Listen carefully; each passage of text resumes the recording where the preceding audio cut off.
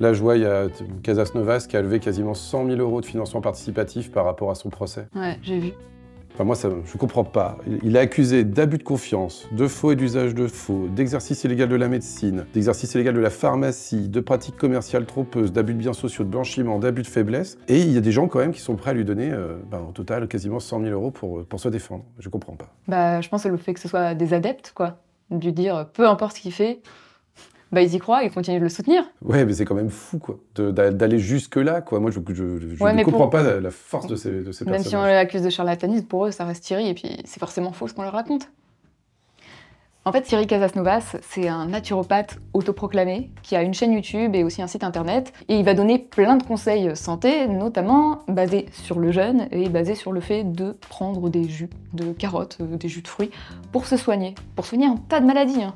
Ça va du cancer au Covid. Apparemment, ça marche pour plein de trucs. Et évidemment, ces conseils peuvent devenir vite assez dangereux. À force, il a fait l'objet de plein de signalements auprès de la Miviludes, qui est l'organisme qui lutte contre les dérives sectaires. D'ailleurs, ça me fait penser qu'il y a une chaîne YouTube qui est assez intéressante qui s'appelle L'Extracteur, qui est un genre de collectif qui a globalement pris des vidéos de Thierry pour les analyser et en faire un peu dénoncer les pratiques, quoi. Et ça pourrait peut-être être intéressant de les contacter, voir un peu ce qu'ils pensent de tout ça. Ouais, moi j'en connais personnellement certains de ses membres, et je pense qu'il y en a un particulier qui peut être hyper intéressant parce que lui, il a carrément cru à ce que disait Thierry Casas Novas pendant un moment. Je pense que ce serait génial en fait de lui demander finalement, comment on en vient à faire confiance à un type pareil et pourquoi on reste dans ce type de croyance?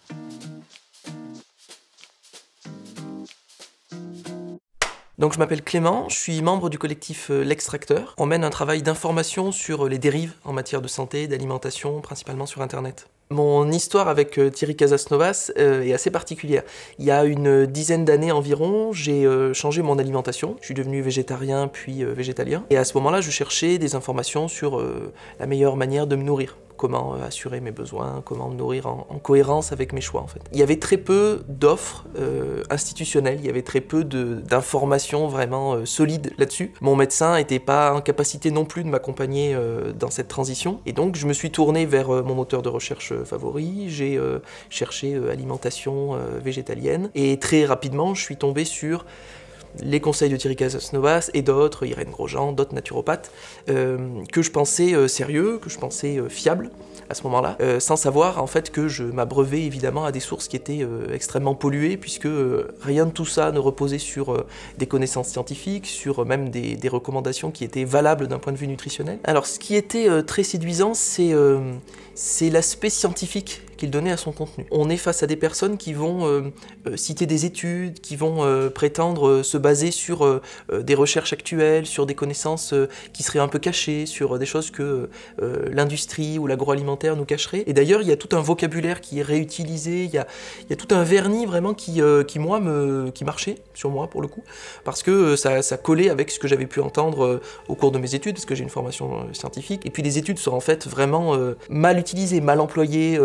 Il y a des choses qui sont complètement contradictoires avec ce que disent réellement les études scientifiques. C'est aussi la force de ce genre de discours, c'est de se prétendre solide, de se prétendre basé sur des connaissances scientifiques, alors que, évidemment, c'est pas le cas. C'est une science qui est dévoyée pour leur discours, pour leur thèse profonde, quoi. Moi, en ce qui me concerne, c'était pour avoir juste des conseils en alimentation, mais pour beaucoup de gens qu'on a pu observer ensuite au sein du collectif, pour beaucoup de personnes, c'est surtout des conseils médicaux qu'ils recherchent. Donc c'est une réponse aussi à un besoin, mais à un besoin qui est souvent plus urgent, de comment je gère telle pathologie, comment je fais face à telle maladie chronique, comment je fais baisser telle douleur que les médecins n'arrivent pas à résoudre.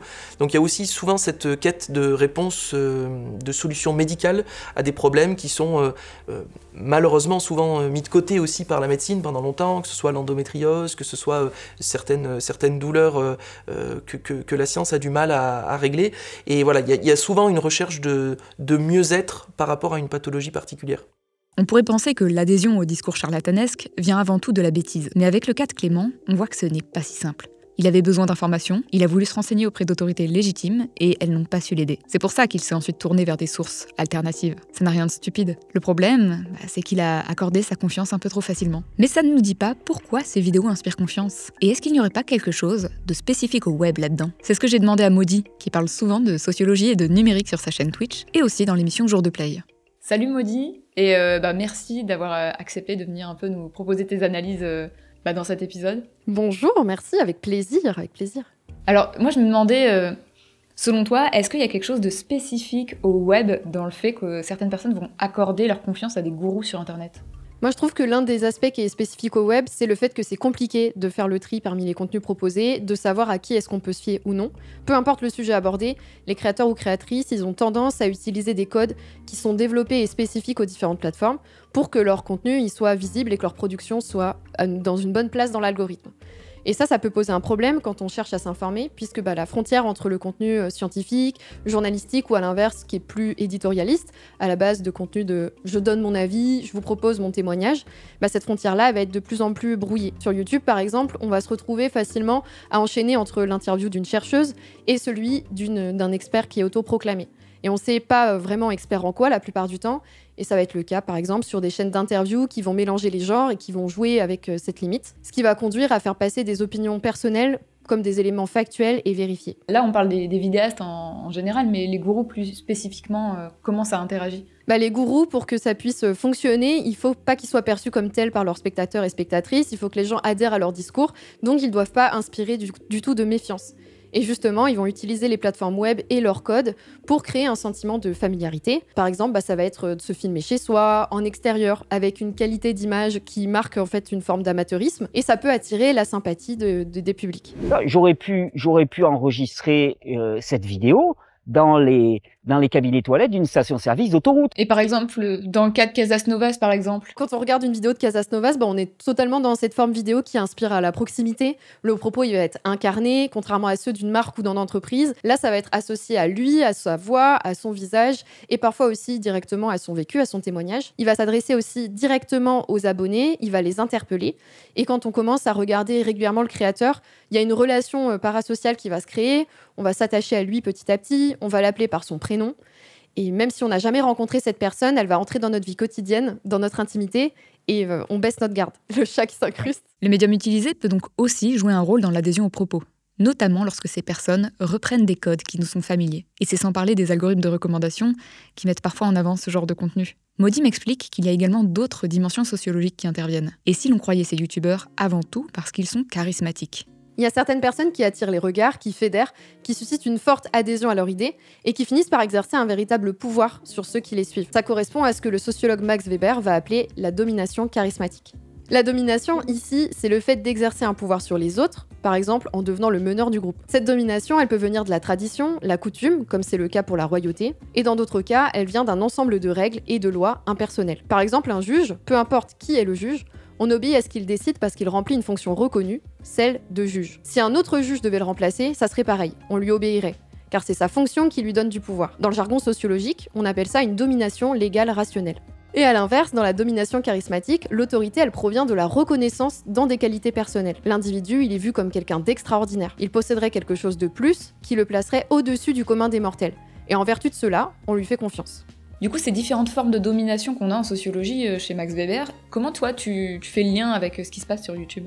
Chez les youtubeurs qui vont prodiguer des conseils en ligne, on voit qu'il y a une domination charismatique parce qu'ils sont crus, avant tout parce qu'on pense qu'ils sont honnêtes et qu'ils détiennent un savoir précieux ou alors qu'ils ont accompli des choses incroyables. Le youtubeur, on le croit parce que c'est lui qui parle et qu'on est attaché à lui. Il n'est pas remplaçable par quelqu'un d'autre. Personne ne peut vraiment remplacer Thierry Casasnovas sur sa chaîne. En plus, il faut le reconnaître, créer des vidéos sur Internet, c'est un entraînement à la prise de parole et ça permet de développer une forme de charisme. Sans parler du montage où on peut couper ce qui nous plaît pas. Alors heureusement, cette forme de domination, elle est instable parce qu'elle repose sur des qualités personnelles, le charisme. Si on commence à douter des qualités d'un gourou du web, il a plus spécialement de pouvoir sur nous. Donc l'influence du youtubeur, elle est liée à des circonstances. Elle dépend de qui regarde les vidéos, à quel moment de sa vie, sur quel sujet. Ces contenus, ils vont pas être reçus de la même manière par tout le monde. Et si ce pouvoir charismatique est instable et peut être perdu, on peut donc se demander ce qui a poussé Clément à continuer de suivre Thierry Casasnovas. Alors je dirais que c'est une forme de peu de spirale de l'engagement. C'est-à-dire qu'au début, on commence par mettre en application les premiers conseils, et puis après, on arrive dans une forme de cercle vicieux où finalement, il faut aussi justifier ses propres actions. C'est-à-dire que ce qu'on fait tous les jours, le fait de faire des jus, le fait de manger cru, le fait de faire des jeûnes, il faut quand même le justifier par... entre guillemets une croyance, mais au moins une confiance envers ce genre de discours. Et donc on vient le justifier par... On regarde des vidéos, on souscrit à certaines thèses, à certains discours. Donc il y a ça, et puis il y a aussi le rythme de publication. C'est-à-dire qu'on est face à des personnes qui vont publier plusieurs vidéos par semaine. Donc ça vient rythmer aussi votre quotidien, parce que vous consommez beaucoup de ces vidéos, vous les regardez en plus souvent sur votre téléphone, donc n'importe quand dans votre journée, en fait, ils sont auprès de vous, ils sont à votre contact, ils vous suivent un peu partout.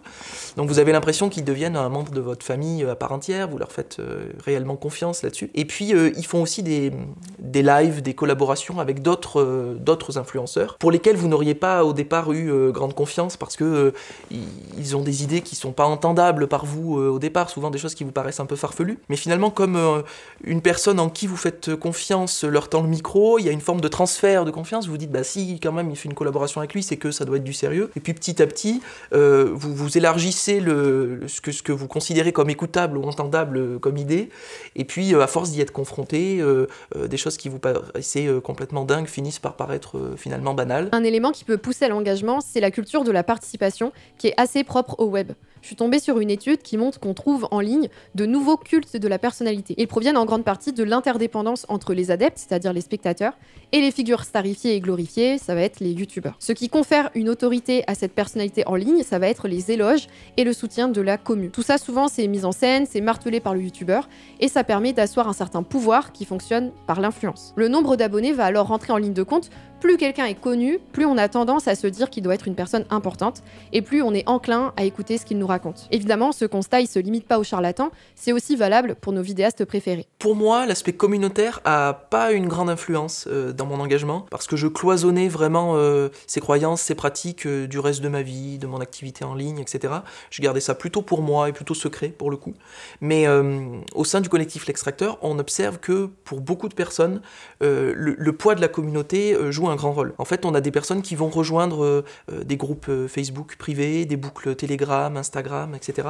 et qui vont, entre adeptes, entre personnes convaincues, exercer une pression les uns sur les autres, s'obliger à prendre en photo les assiettes, ce qu'elles mangent, leurs recettes de jus, ce qu'elles ont fait dans la journée, est-ce qu'elles ont pris un bain froid, est-ce qu'elles ont bien appliqué les conseils. Donc il y a toute cette pression où en fait on a des personnes qui sont petit à petit, ça renforce leur adhésion, ça renforce leur pratique aussi, et elles sont toutes un petit peu, elles se tirent les unes les autres vers une extrémité qui est appliquer à la lettre jusqu'au bout tous les conseils.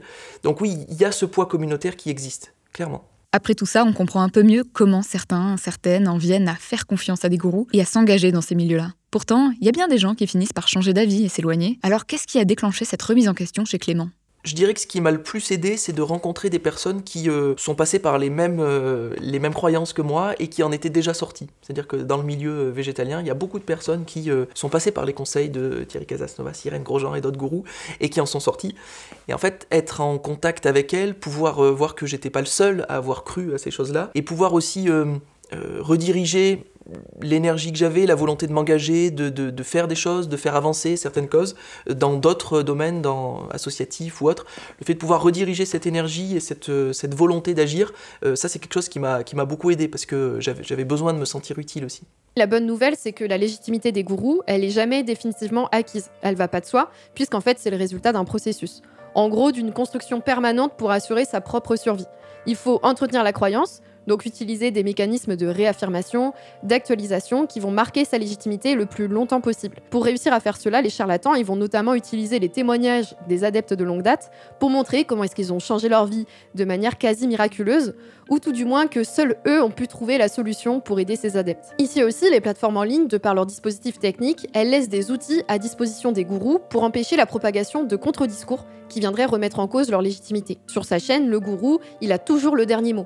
Il peut contrôler entièrement son image et filtrer l'entièreté des commentaires. Il s'assure de ne pas être mis en danger dans son propre espace. Ailleurs, il s'appuie sur sa communauté qui est fortement engagée pour diffuser son discours, voire pour réaffirmer ses arguments face aux critiques potentielles. Et pourtant, en fait, malgré tous ces mécanismes, il y a quand même des personnes qui finissent par partir et par se désintéresser, arrêter de croire en fait à ces gens-là. Et est-ce que là aussi, la sociologie, elle peut nous apporter des éclairages? Oui, il y a des déceptions, il y a des écueils qui mènent à des prises de conscience individuelles, voire à des sorties complètes du groupe. Le travail d'Olivier Filleul sur l'engagement militant, donc c'est pas sur les gourous, mais on peut utiliser quand même les mêmes leviers pour essayer de comprendre le fonctionnement quand on a une forte adhésion à un groupe, et ça peut être éclairant. Donc lui, ce qu'il va observer, c'est qu'il y a une augmentation des défections lorsqu'il y a un épuisement des rétributions. Ce que ça veut dire concrètement, c'est quand on se rend compte que l'on sacrifie beaucoup trop de nous et de notre temps dans notre engagement, et que les bénéfices sont minimes, voire inexistants, on arrête, on part. Si les solutions miraculeuses qui sont promulguées par le créateur web ne nous apportent rien, il finit alors par apparaître sous son vrai jour, celui du charlatan. Cela mène à un effritement des croyances acquises. Donc ce qui faisait qu'on adhérait disparaît. Globalement, dans le cas de l'adhésion à ces discours-là, pour les adeptes des dérives sectaires, ce qu'on observe vraiment, c'est un déclic qui sera personnel. C'est les arguments qui proviennent de l'extérieur ont peu de prise, voire quasiment pas. Par contre, ce qui va vraiment avoir un rôle majeur, c'est un moment, un point de bascule, où en fait vous arrivez face à un obstacle dans votre confiance. C'est que la personne qui est pour vous votre figure d'autorité, le gourou auquel vous aviez confiance, va se mettre à défendre quelque chose, à dire quelque chose qui est en contradiction frontale avec vos valeurs, vos convictions, ce que vous connaissiez auparavant. Et là, il y a un peu deux chemins qui se dessinent. C'est-à-dire que le premier choix, le plus facile, c'est un peu de faire l'autruche, c'est de dire que c'est un faux pas, que c'est une petite maladresse ou quelque chose qu'il a mal compris, qu'il a pas su expliquer correctement. Et sinon, l'autre chemin qui se dessine, c'est celui de se dire, finalement, si là-dessus, il a raconté n'importe quoi, ou vraiment il défend des positions qui sont indéfendables, si là-dessus c'est le cas, est-ce que sur le reste, c'est pas aussi un peu le cas? Mais ça oblige à avoir l'humilité de se dire, peut-être que je me suis trompé, et peut-être que j'aurais pas dû accorder une telle confiance, parce que sur les autres domaines, sur les autres sujets, il était peut-être aussi en train de me bluffer, il était peut-être aussi en train de raconter n'importe quoi. C'est un processus qui est coûteux, ça nécessite de pouvoir se remettre en question, ça nécessite aussi de pouvoir accepter d'avoir eu tort, et devant les autres, d'accepter d'avoir changé d'avis. C'est un moment qui est très violent pour les adeptes qui sont dans ce processus de se désengager de ces croyances-là. J'ai rencontré une victime d'une dérive sectaire, une personne extrêmement diplômée, brillante, qui pendant plusieurs années de sa vie a suivi un gourou qui lui promettait monts et merveilles. Et au moment où elle est sortie de cette emprise sectaire, elle me racontait qu'elle s'était sentie vraiment comme être lâchée nue en pleine forêt la nuit. En fait, votre boussole intérieure est cassée, tout s'est effondré autour de vous, vous savez plus en qui vous pouvez faire confiance, vous avez plus d'amis, votre réseau professionnel est complètement détruit, parfois tout l'argent que vous avez investi est perdu, et vous vous retrouvez parfois à 40 ans sans rien. Donc il y a un accompagnement à faire, des associations font ça, mais les proches sont également très importants dans cet accompagnement, pour ces gens qui ont besoin de main tendue, qui ont besoin de refaire confiance en d'autres humains. Si j'avais un conseil à donner, si un de vos proches est sous l'emprise d'un tel gourou, c'est de ne surtout pas essayer de lui démontrer à tout prix qu'il se trompe, qu'il est dans l'erreur, point par point, élément par élément, ça sert vraiment à rien et c'est même contre-productif. Au contraire, il faut continuer de passer de bons moments avec elle, il faut continuer de partager des passions, de maintenir ce lien qui vous unit à cette personne, pour pouvoir être le premier informé de ses premiers doutes, du déclic personnel que elle va avoir, on l'espère, quand elle va se rendre compte qu'elle est sous une forme d'influence. Et comme ça, vous serez au premier plan pour pouvoir l'épauler, pour pouvoir rester cette personne de confiance dans son premier cercle, pour pouvoir ensuite l'accompagner dans ce processus coûteux qui est le désengagement de la dérive sectaire.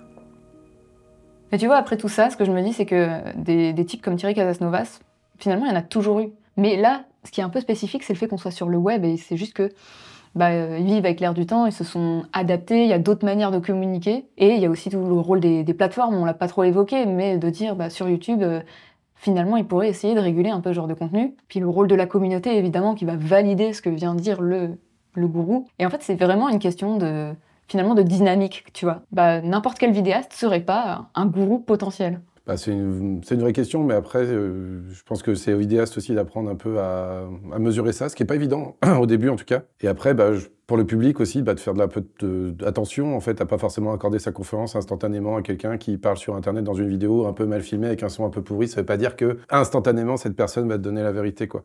Je pense qu'il y a un peu d'éducation à faire au fur et à mesure et que ça va se tasser. Ouais, c'est ça, mais finalement tu rencontrerais quelqu'un dans la rue comme ça qui vient et qui te donne des conseils, jamais tu lui ferais confiance, quoi. Pas autant, je pense. Ouais. C'est ça, donc ça pose question et finalement côté public c'est plus de se dire à chaque fois sur quoi tu te bases pour me donner tout ça et puis et même se demander c'est quoi ma limite, à partir de quand j'arrête de faire confiance. Moi en général c'est quand on me demande de boire des jus.